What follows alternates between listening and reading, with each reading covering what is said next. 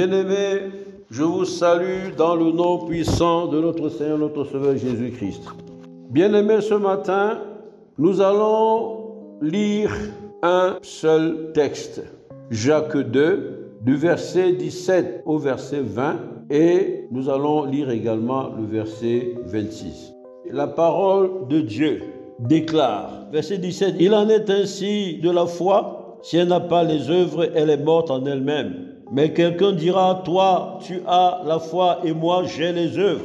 Montre-moi ta foi sans les œuvres et moi, je te montrerai ma foi par mes œuvres. Tu crois qu'il y a un seul Dieu, tu fais bien. Les démons le croient aussi et ils tremblent.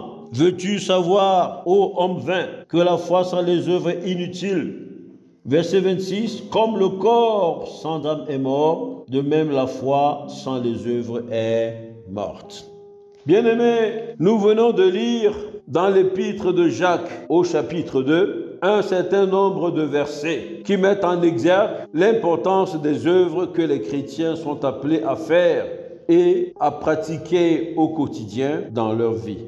Ces versets, bien-aimés, il faut bien le dire, ne sont nullement en contradiction avec Romains 3, verset 28, ni en opposition avec Galates 2, verset 16. Qui nous enseigne que notre salut vient de notre foi en Jésus-Christ, notre Rédempteur, le seul nom qui a été donné aux hommes sous le soleil afin qu'ils soient sauvés. Mais l'importance des œuvres ici, dont parle l'apôtre Jacques, est une invite aux chrétiens à manifester leur foi par leurs œuvres et les actes qu'ils posent au quotidien. Il s'agit pour nous de manifester notre foi par les œuvres que nous posons chaque jour. D'où le thème ce matin, que vos œuvres témoignent de votre foi.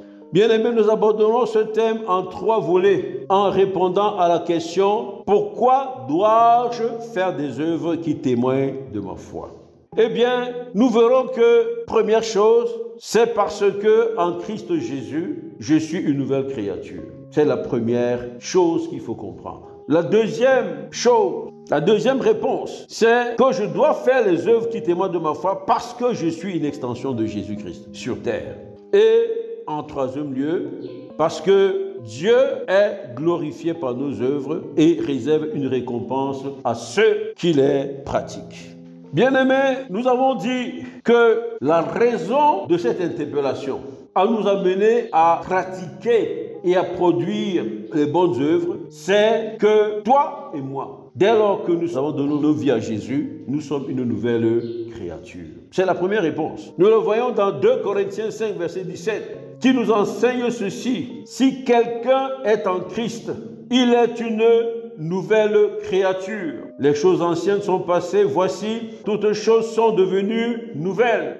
Et dans 1 Pierre 1, verset 17 à 18, il nous est demandé de nous conduire avec crainte pendant notre pèlerinage sur cette terre. C'est ce que nous dit le verset 17. Et au verset 18, il est dit, sachant que ce n'est pas par des choses périssables, par de l'argent ou de l'or, que vous avez été rachetés de la vaine manière de vivre que vous aviez hérité de nos pères. Mais, au verset 19, mais par le sang précieux de Christ. Nous avons été rachetés par le sang précieux de Christ et nous sommes comptables de la manière dont nous prenons ce sacrifice suprême du Fils de Dieu en notre faveur. Bien-aimés, si nous regardons de plus près, nous comprenons que cette nouvelle nature que nous avons reçue commande que nous abandonnions les œuvres avilissantes de notre ancienne vie pour nous inscrire dans une nouvelle dynamique, une nouvelle perception des choses, une vision qui est celle de Christ et que nous accomplissions des actes conformes à la volonté de Dieu et à cette nouvelle nature que je reçois en Christ Jésus. Voilà une première réponse qui nous est donnée. J'ai reçu une nouvelle nature, donc je dois faire les œuvres conformes à cette nouvelle nature.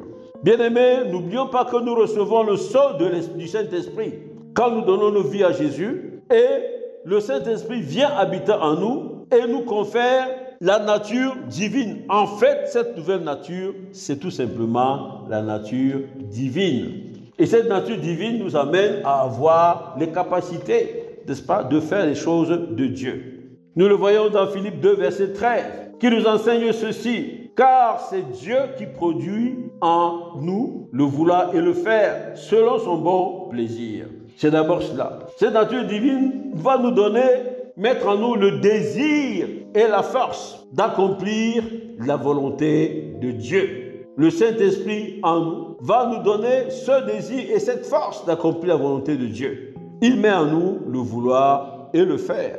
Ensuite, nous ne devons pas oublier que le Saint-Esprit est l'esprit de sagesse, d'intelligence, de toutes les vertus. Donc, le Saint-Esprit impartit à moi toutes ses capacités divines et toutes ses qualités divines, pourvu que je sois disposé et que je collabore avec l'œuvre bénissante du Saint-Esprit.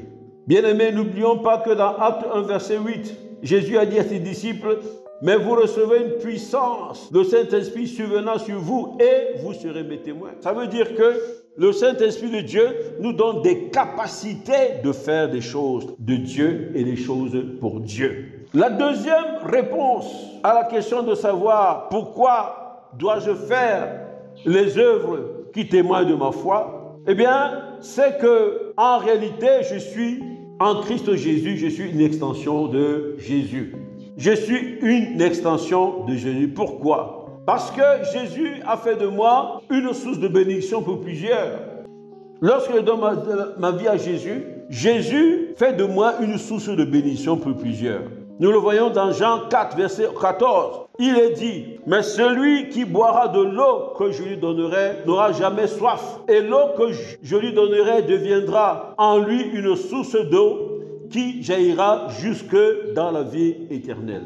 Vous voyez, en fait, nous devenons une source d'eau vive qui jaillit jusque dans la vie éternelle. Et quand on regarde Ézéchiel 47, on comprend encore plus profondément cette parole en réalité, parce que le torrent dont il s'agit dans Ézéchiel 47, eh bien, ce torrent jaillissant du temple symbolise cette eau vive qui jaillit de toi, qui jaillit de moi, enfant de Dieu, qui est dirigé vers la mer, qui représente des multitudes. Il faut bien comprendre ça. Et ces multitudes seront sanctifiées par cette eau, qui est en fait, en réalité, la parole de Dieu. Donc, Jésus fait de moi une source de bénédiction pour plusieurs. Je suis donc appelé à ne pas être oisif, mais à produire des œuvres qui témoignent du fait que j'ai foi en Christ Jésus. Et souvenons-nous que dans Éphésiens 2, verset 10, la parole nous enseigne que nous avons été créés en Jésus-Christ pour accomplir les bonnes œuvres que le Père a préparées d'avance afin que je les accomplisse. Je ne suis donc pas venu en Christ Jésus pour me croiser les bras. Si j'ai foi en Christ Jésus, eh bien, je dois produire les œuvres que le Père a préparées pour moi depuis la fondation du monde afin que je les accomplisse. Il faut également relever que, bien-aimé, il s'agit d'une instruction du Seigneur Jésus-Christ lui-même. Dans Matthieu 5, verset 16, il dit quoi? Il dit que votre lumière luise ainsi devant les hommes, que votre lumière luise ainsi devant les hommes, afin qu'ils voient vos bonnes œuvres et qu'ils glorifient votre Père qui est dans les cieux, afin qu'il voie vos bonnes œuvres. Et dans Jean 14, verset 12, Jésus nous invite encore à l'action. Il dit: en vérité, je vous le dis, celui qui croit en moi fera aussi les œuvres que je fais. Il en fera de plus grandes parce que je m'en vais au Père. Donc Jésus nous invite à agir. Jésus nous invite à produire les bonnes œuvres et à poursuivre l'action qu'il a commencée, l'œuvre qu'il a commencée. Et dans 2 Pierre 2, verset 9, il est dit que toi et moi, en Christ Jésus, nous sommes une race élue, un sacerdoce royal, une nation sainte, un peuple acquis, afin que nous annoncions les vertus de celui qui nous a appelés des ténèbres à son admirable lumière. Nous avons donc des choses à faire. Nous devons annoncer les vertus de celui qui nous a appelés des ténèbres à son admirable lumière. Bien-aimés, tout ça découle du fait que je suis une extension de Jésus-Christ. Jésus disait: je travaille et mon Père travaille encore. Ce qui veut dire que le Seigneur veut que nous poursuivions son œuvre et que nous soyons son extension. N'oubliez pas qu'il a dit, je ne fais rien de moi-même, ce que je fais, je le vois faire au Père. Bien-aimé, en troisième lieu, pour répondre à cette question, pourquoi je dois produire des œuvres qui témoignent de ma foi? Nous devons savoir que Dieu est attentif et récompense ceux qui font les bonnes œuvres, qui le glorifient. Si vous avez lu l'histoire de Tabitha dans Acte 9, verset 36, Tabitha qui est appelée Dorcas, vous verrez qu'il est dit d'elle qu'elle faisait beaucoup de bonnes œuvres et beaucoup de monde.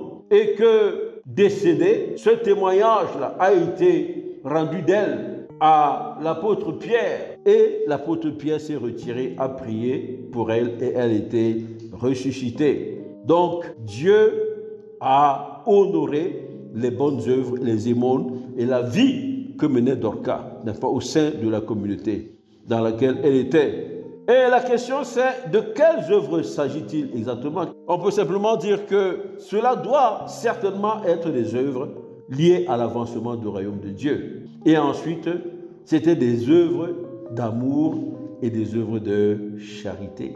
Donc, en fait, les bonnes œuvres que Dieu nous appelle à pratiquer et à produire sont des œuvres qui sont liées à cela, à l'avancement du royaume, et les œuvres d'amour et de charité qui témoignent de l'amour fraternel et qui lui-même découle de l'amour de Dieu. Et dans 1 Corinthiens 3, versets 12 à 13, souvenons-nous qu'il est dit que si quelqu'un bâtit sur ce fondement, lequel fondement? Le fondement qui a été posé par Jésus-Christ lui-même et les apôtres, fondement de l'évangile et la bonne nouvelle, eh bien si quelqu'un bâtit sur ce fondement avec l'or, de l'argent, des pierres précieuses, du bois, du foie, du chaume, verset 13, l'œuvre de chacun sera manifestée car le jour la fera connaître. Et au verset 14, si l'œuvre bâtie par quelqu'un sur le fondement subsiste, il recevra une récompense. Donc, bien-aimés, nous devons faire des œuvres qui témoignent de notre foi parce que, eh bien, Dieu est attentif à ce que nous faisons en tant qu'enfants de Dieu. Comment nous témoignons de notre foi si nous montrons à travers notre être, notre faire, notre dire.